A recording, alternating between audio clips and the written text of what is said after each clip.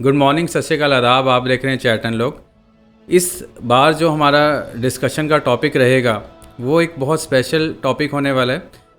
हम लोग इस बार किसी फिल्म स्टार की बात नहीं करेंगे, हम लोग किसी बड़ी शख्सियत के बारे में बात नहीं करेंगे, बल्कि उस इंसान के बारे में बात करेंगे जिसे सभी फिल्म स्टार फॉलो करते हैं, जिसे बड़े बड़े लोग फॉलो करते हैं, और कुछ ऐसी चीज़ें जो कि उसको एक बड़ा इंसान बनाती है। मैं किसी नेगेटिव या पॉजिटिव फैक्टर की बात नहीं कर रहा, बट यस, एक बड़ा इंसान बनाती है।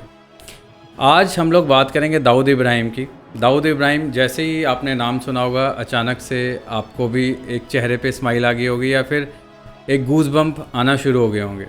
ये एक ऐसा इंसान है जो कि अपने आप में केस स्टोरी हो सकता है।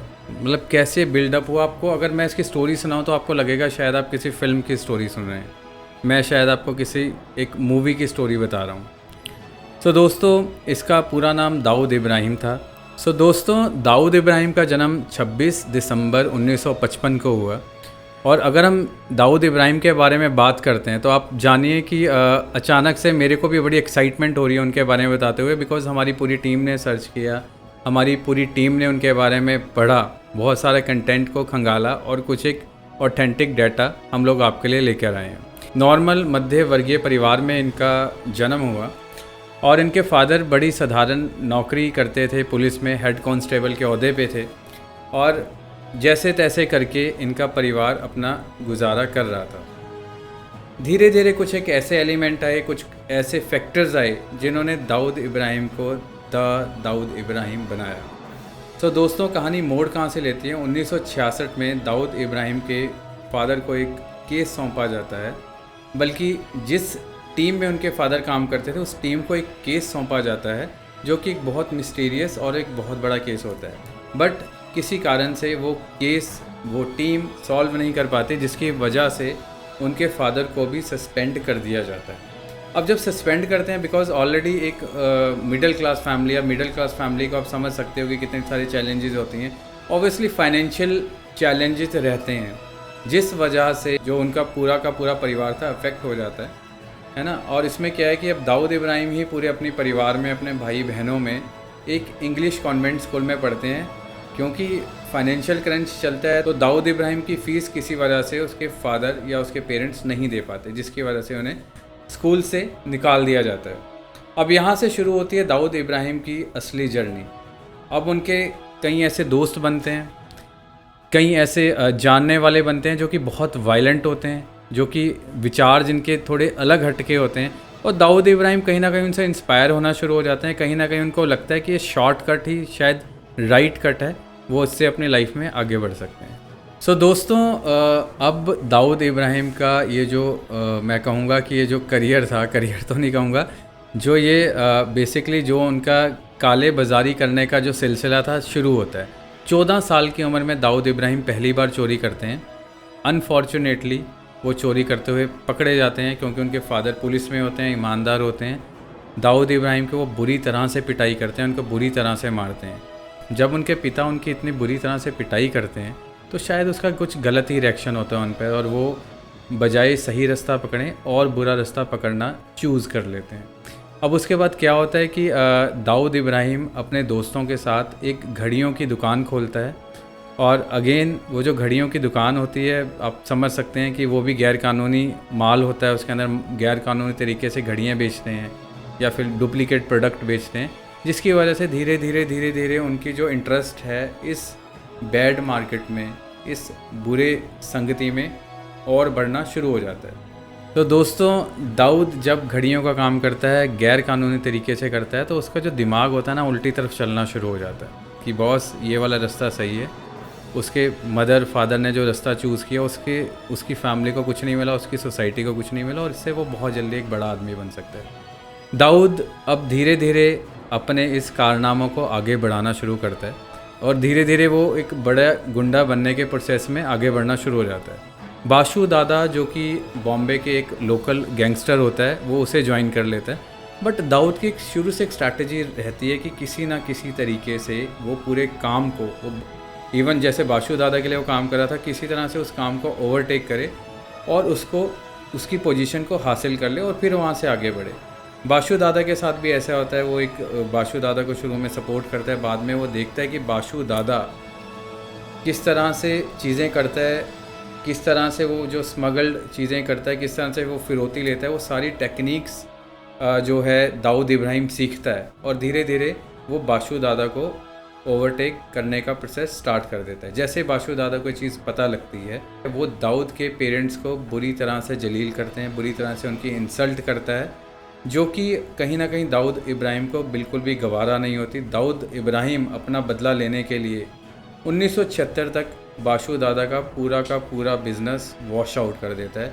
बाशु दादा बिल्कुल ब्लैक मार्केट से आउट हो जाता है। अब दाऊद इब्राहिम के लाइफ में उसकी लाइफ का अब तक का सबसे बड़ा अध्याय शुरू होने वाला होता है, हाजी मस्तान। यस, रिसेंटली बॉलीवुड की काफ़ी फेमस मूवी भी बनी थी जिसमें दाऊद इब्राहिम को पूरी तरह से दिखाया गया था। अब दाऊद इब्राहिम की लाइफ में एक नया चैप्टर ऐड होता है, हाजी मस्तान। हाजी मस्तान मुंबई का एक बहुत बड़ा नाम होता है जो कि ब्लैक मार्केटिंग के लिए, काले धंधों के लिए बहुत फेमस होता है। मैं कहूँगा कि मुंबई का सबसे बड़ा ग्रुप होता है। जैसे कि दाऊद इब्राहिम की मेंटालिटी होती है, बाशु दादा के साथ दाऊद इब्राहिम ने जो प्रोसेस फॉलो किया था, किसी ना किसी तरह से दाऊद इब्राहिम हाजी मस्तान को भी ओवरटेक करने की कोशिश करता है। बट इस समय जो उसका कंपटीशन था वो बहुत बड़ा था, वो इतना बड़ा था शायद दाऊद इब्राहिम को उसको चैलेंज करना थोड़ा सा मुश्किल होता, बिकॉज़ हाजी मस्तान अपने आप में एक बड़ा नाम था, बहुत ज़्यादा एक्सपीरियंस था उनको ब्लैक मार्केटिंग और ये सारी चीज़ें करने का। हाजी मस्तान को जैसे ही पता लगता है कि दाऊद इब्राहिम उन्हें ओवरपास करने की कोशिश कर रहा है, उन्हें नुकसान पहुंचा सकता है, हाजी मस्तान इमीडिएटली एक्शन में आता है और वो दाऊद इब्राहिम के साथ जुड़े हुए सभी लोगों की बहुत गंदे तरीके से पिटाई करता है। एक तरह से दाऊद इब्राहिम को वो जता देता है कि बॉस, इस बार जो उसका पंगा है वो किसी नॉर्मल गुंडे से या नॉर्मल इंसान से नहीं है, इस बार उसके सामने है हाजी मस्तान, जो कि अपने आप में एक बहुत बड़ा स्टोन है जिसको हिलाना या जिसको तोड़ना लगभग इम्पॉसिबल है। तो दोस्तों, अब लड़ाई शुरू हो जाती है दाऊद और हाजी की। अब इस बार जो लड़ाई थी काफ़ी बड़ी होने वाली थी। दाऊद जो कि एक बड़ी स्पीड से आगे बढ़ रहा था, हाजी मस्तान जो कि ऑलरेडी एक बड़े मुकाम पे था ब्लैक मार्केटिंग में, किसी ना किसी तरह से दोनों आपस में एक दूसरे के सामने आमने आ जाते थे और किसी ना किसी तरीके से एक दूसरे को नुकसान पहुंचाना चाहते थे। दाऊद के पास किसी तरह से एक इन्फॉर्मेशन पहुंचती है कि मालाबार हिल से मेहरीन लाइन हाजी मस्तान की गाड़ी जा रही है और उस गाड़ी को किसी ना किसी तरह से उसे हिट करना होता है, किसी ना किसी तरह से उसे कैप्चर करना होता है। बट यहाँ पे हाजी एक बड़ी गेम खेलता है। वो जो गाड़ी होती है एक्चुअल में हाजी की होती ही नहीं है, वो गाड़ी एक मेट्रोपॉलिटन बैंक की होती है जिसे दाऊद लूट लेता है और अरेस्ट हो जाता है। बिकॉज बैंक की गाड़ी है, उसमें सारी जो पुलिस, सिक्योरिटी और सारी अथॉरिटीज़ इन्वॉल्व होती हैं। तो उस घटना को अंजाम देने के समय दाऊद अरेस्ट हो जाता है। जैसे वो अरेस्ट होता है, उसके फादर जो कि ऑलरेडी पुलिस में एक सर्विस कर रहे होते हैं, वो देखते हैं और वो दाऊद को बहुत बुरा भला कहते हैं और उसको बोलते हैं कि यार तूने मतलब हमारा नाम मिट्टी में मिला दिया। दाऊद इन सारी चीज़ों की परवाह ना करते हुए, उसके मंसूबे बड़े क्लियर होते हैं कि उसकी किसी तरह से उसे इस ब्लैक मार्केटिंग का किंग बनना है, किसी ना किसी तरह से उसे पूरी मार्केट को कैप्चर करना है। तो दोस्तों, जब ये सारी चीज़ें हो रही होती हैं, किसी तरह से दाऊद को उसके फादर अपने सीनियर ऑफिशियल से रिक्वेस्ट करके कन्विंस करते हैं कि आगे से ऐसा कोई काम नहीं करेगा। तो दोस्तों, किसी तरह से दाऊद के फादर अपने सीनियर्स को कन्विंस कर लेते हैं कि दाऊद आगे से ऐसी कोई हरकत नहीं करेगा, उसे छोड़ दिया जाए।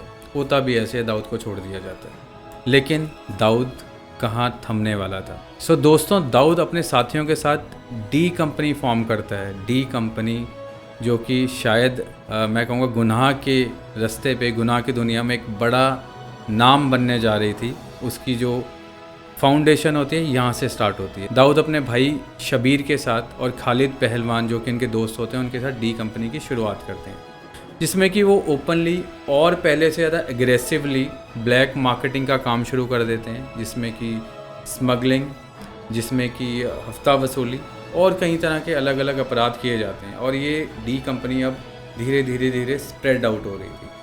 दोस्तों, अब यहाँ पे एक और इंटरेस्टिंग चीज़ आती है। हाजी मस्तान जो कि गुनाह की दुनिया का एक बहुत बड़ा नाम था, या फिर गुनाह की दुनिया का एक खलीफा था, गुनाह की दुनिया का एक बहुत बड़ा रिस्पेक्टेड नाम था। मैं कहूँगा लोगों में उनकी काफ़ी ठीक ठाक रिस्पेक्ट भी थी। वो पॉलिटिक्स में एंटर कर जाते हैं। अब यहाँ से दाऊद को एक और अचीवमेंट मिलती है, एक और टर्निंग पॉइंट मिलती है, बिकॉज़ अब हाजी मस्तान का सारा ध्यान पॉलिटिक्स की तरफ होता है और दाऊद के लिए चीज़ें और ईजी हो जाती हैं कि उस जो रिप्लेसमेंट हुई है हाजी मस्तान को किसी ना किसी तरह से वो टेक ओवर कर ले। होता भी वही है। हाजी मस्तान क्योंकि अपने पॉलिटिकल कैरियर में बिज़ी हो जाते हैं, अपनी एक्टिविटीज़ करना शुरू हो जाते हैं और यहाँ पे दाऊद इब्राहिम धीरे धीरे उनकी जगह लेना शुरू कर देता है। सो दोस्तों, अब हाजी मस्तान तकरीबन पॉलिटिकल करियर बनाने में लग जाते हैं और कहीं ना कहीं इस अपराध की दुनिया से पीछे हटने लगते हैं। सो दोस्तों, हाजी मस्तान का जो ग्रुप होता है इसे कि हम लोग पठान गैंग के नाम से भी जानते हैं। उसमें वर्द रंजन, करीम लाला हाजी मस्तान के साथ काम करते थे और कहीं ना कहीं अब हाजी मस्तान के जाने के बाद दाऊद की जो डी कंपनी थी उनकी जगह लेना शुरू कर दी थी, उनको किसी ना किसी तरह से नुकसान पहुंचाना शुरू कर दी थी, जिसमें कि पठान ग्रुप का जो थोड़ा दबदबा था कम होता दिख रहा था। करीम लाला जो कि अगेन काफ़ी बड़ा नाम थे गुनाह की दुनिया में, करीम लाला एक चीज़ प्लॉट करता है। वो देखता है कि दाऊद इब्राहिम इस जगह से मार्केट को कैप्चर कर रहा है। ऑब्वियसली शबीर जो उनके भाई होते हैं बहुत बड़ा रोल प्ले कर रहा होता है दाऊद के लिए। तो करीम लाला को लगता है कि किसी ना किसी तरह से मैं इनकी पीठ तोड़ूं, मतलब कि शबीर जो कि दाऊद का काफ़ी बड़ा काम देख रहे होते हैं उसको मैं ख़त्म करूं। होता भी ऐसा है कि करीम लाला वहाँ के एक बड़े सुपारी किलर को उनके भाई के लिए सुपारी देते हैं, शबीर के लिए। तो दोस्तों, होता भी ऐसा है कि जैसे शबीर के नाम की सुपारी करीम लाला देते हैं, शबीर को जो कि दाऊद का भाई होता है उसको बेरहमी से मार दिया जाता है, उन्हें सरेआम मारा जाता है। यहाँ से गैंग वार शुरू हो जाता है between Pathan gang and D company. Dawood जिनकी रीढ़ की हड्डी थे उनके भाई शबीर, उसको मार दिया जाता है। इससे दाऊद कमज़ोर पड़ने के अलावा और ज़्यादा एग्रेसिव हो जाता है। वो कहीं ना कहीं बदला लेने की सोचता है कि अब उसे बदला लेना ही लेना है, जो पूरी इंटायर ब्लैक मार्केट है उस पर अपना सिक्का जमाना है, उस पर राज करना है। सो दोस्तों, जैसे अब चीज़ें चल रही थी, दाऊद जिसके दिमाग में कहीं ना कहीं था कि उसके भाई को मारा गया, उससे अपने भाई की मौत का बदला लेना है। करीम लाला का भाई रहीम लाला कहीं ना कहीं दाऊद की आंखों में चुभ रहा था काफ़ी टाइम से और वो बदला भी लेना चाहता था। होता भी यूँ है कि दाऊद इब्राहिम करीम लाला के भाई रहीम लाला को बेरहमी से कत्ल करवा देता है, उसे मार देता है और कहीं ना कहीं उसे सुकून मिलता है कि उसने भाई की मौत का बदला ले लिया। अब ये थी कहानी दाऊद की, दाऊद बनने की। किस तरह से दाऊद एक बड़ा ब्रांड बना गुनाह की दुनिया में, किस तरह से उसने बाकी सारी लोगों को पिछाड़ दिया और एक बड़ा नाम बन के उभरा गुनाह की दुनिया में। अब दोस्तों, क्या होता है कि दाऊद इब्राहिम का बड़े बड़े सेलिब्रिटीज़ के साथ, बड़े बड़े क्रिकेट प्लेयर्स के साथ उठना बैठना, पिक्चर्स लीक आउट होना शुरू हो जाती है, जिससे वो दाऊद इब्राहिम जो कि एक ब्लैक मार्केटर होता है, जो कि एक गुनाह की दुनिया में अपना अच्छा खासा सिक्का जमा चुका होता है, ग्लैमर की दुनिया में भी एंटर करना शुरू हो जाता है। अब ये ग्लैमर और ब्लैक मार्केटिंग का जो कॉम्बिनेशन होता है वो एक तरह से बड़ा ही मैं कहूँगा अट्रैक्टिव होकर निकलता है। बड़े बड़े सेलिब्रिटीज़ के साथ, बड़े बड़े एक्टर्स के साथ नॉर्मली दाऊद इब्राहिम को देखा जाता है। दोस्तों, एक बड़ी इंटरेस्टिंग इंसिडेंट है 1946 का। कहा जाता है कि दाऊद 1946 में इंडियन क्रिकेट टीम से मिलने जाते हैं, जहाँ पे कपिल देव उनके सामने होते हैं और वो एक शर्त रखते हैं टीम के सामने कि अगर इंडियन टीम पाकिस्तान को हराएगी तो वो उन्हें एक टोयोटा गाड़ी देंगे। और कहा जाता है कि कपिल देव उन्हें इस चीज़ से कम्प्लीटली मना करके उन्हें लताड़ के वहाँ से निकाल देते हैं। सो दोस्तों, अब जो दाऊद इब्राहिम था, मैं कहूँगा एक सेलिब्रिटी बन चुका था, चाहे वो ब्लैक मार्केटिंग से ही ताल्लुक़ रखता हो। बड़े बड़े सेलिब्रिटी जैसे मैं बता चुका हूँ, उनके आम फ़ोटोज़ आना उनकी आम बात हो गई थी। अब यहाँ पे एक किस्सा आपने सुना होगा, मंदाकिनी जो कि उस समय की बहुत ज़्यादा सुपर्ब एक्ट्रेस थी, बहुत ज़्यादा गुड लुकिंग, बहुत ज़्यादा ग्लैमरस चेहरा था उस समय का। वो बड़ी बड़ी पिक्चरें उनकी रिसेंटली हिट हुई थी। किसी तरह से मंदाकिनी और दाऊद का नाम आपस में जुड़ना शुरू होता है, उनकी फ़ोटोज़ वायरल होती है और अचानक मंदाकिनी बॉलीवुड से गायब हो जाती है। कुछ एक बातें मिस्टीरियस हैं, शायद मिस्ट्री बन के रहेगी, किसी को नहीं पता उस चीज़ के बारे में। सो दोस्तों, अब दाऊद के जो किस्से थे दिन प्रतिदिन वायरल होना शुरू हो जाते हैं। दिन प्रतिदिन उनके जो गुनाह की जो लाइन है वो लंबी होती जाती है, बड़े बड़े कारनामे वो लोग करते हैं। अब डी.एस. सुमन जो कि 1946 में मुंबई के पुलिस कमिश्नर होते हैं, दाऊद की इन सभी अनएथिकल एक्टिविटीज़ को देखते हुए, मतलब कि गोल्ड स्मगलिंग और ये हफ्ता वसूली का जो उनके रिपोर्ट्स आ रही होती हैं उसके अगेंस्ट, वो उनके अगेंस्ट एक वारंट इशू करते हैं। और जैसे ही वारंट का पता दाऊद को लगता है, वो रातों रात इमीडिएटली भारत छोड़ के दुबई में अपनी फैमिली के साथ शिफ्ट हो जाते हैं। तो दोस्तों, दाऊद अब अपने सारे ऑपरेशन दुबई से ऑपरेट करता है। वहाँ से वो यूके, साउथ एशिया और मुंबई की सारी जो काला बाजारी होती है ऑपरेट करना शुरू कर देते हैं। उनके कुछ एक बहुत ख़ास साथी, छोटा राजन, छोटा शकील, उसके लिए मुंबई में काम करते हैं, जो कि वहाँ से उसके सारे बिज़नेस को रन करते हैं। दोस्तों, अब जो होने वाला था, मतलब इतना दुखदाई चीज़ होने वाली थी, शायद जिसकी कल्पना किसी भी भारतीय ने या फिर मैं कहूँगा विश्व में रहने वाले किसी भी व्यक्ति विशेष ने नहीं की होगी। 6 दिसंबर 1992 को दाऊद एक बहुत बड़ी साजिश को अंजाम देता है। मुंबई ब्लास्ट, आपने नाम सुना होगा। मुंबई में 12 अलग अलग जगहों पे बड़े ब्लास्ट किए जाते हैं, जिसमें सैकड़ों के हिसाब से लोग अपनी जान से जाते हैं, उन्हें मौत के घाट उतार दिया जाता है। और ऐसा माना जाता है कि दाऊद ने ये साजिश टाइगर मैनन और मोहम्मद डोसा के साथ प्लान की थी, और इस मास्टर प्लान को ये अपने कुछ एक लोगों के साथ प्लान किया और उसको अंजाम दिया, जिसकी वजह से तकरीबन 200 से ज़्यादा लोगों ने अपनी जान गंवाई। ये इतना बड़ा और इतना दर्दनाक हादसा था दोस्तों, जिसने दाऊद इब्राहिम को इंटरनेशनल क्रिमिनल की पंक्ति में तकरीबन टॉप लिस्ट में लाके रख दिया। इस इंसिडेंट के बाद दाऊद इब्राहिम को इंटरनेशनल टेररिस्ट अनाउंस कर दिया गया। सो दोस्तों, जैसे ही मुंबई ब्लास्ट की इस बड़ी घटना को अंजाम दिया जाता है, पुलिस के हाथों याकूब मेनन लगता है, जो कि कहीं ना कहीं इस बम ब्लास्ट की कड़ी से जुड़ा हुआ माना जाता है। और याकूब मेनन अपने बयानों में पुलिस को बताता है कि इस पूरी बम ब्लास्ट की श्रृंखला में टाइगर मैनन और दाऊद इब्राहिम पूरी तरह से जुड़े हुए थे, और कहीं ना कहीं वही मास्टरमाइंड थे सैकड़ों लोगों की जान लेने के लिए। इस घटना के बाद याकूब मेनन को फांसी की सज़ा सुना दी जाती है और उन्हें अपनी जान से जाना पड़ता है। सो दोस्तों, ये थी दाऊद इब्राहिम की दाऊद इब्राहिम बनने तक की कहानी।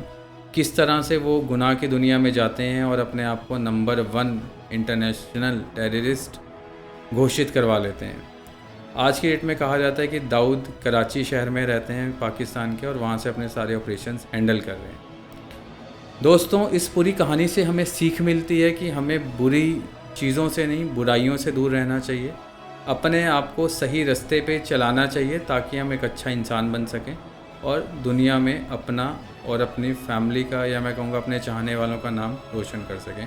Thank you so much. इसके अलावा अगर आपके पास कोई एडिशनल जानकारी हो तो प्लीज़ शेयर ज़रूर कीजिएगा। प्लीज़ कमेंट बॉक्स में बताइएगा ज़रूर कि आपको ये स्टोरी कैसी लगी। Thank you so much.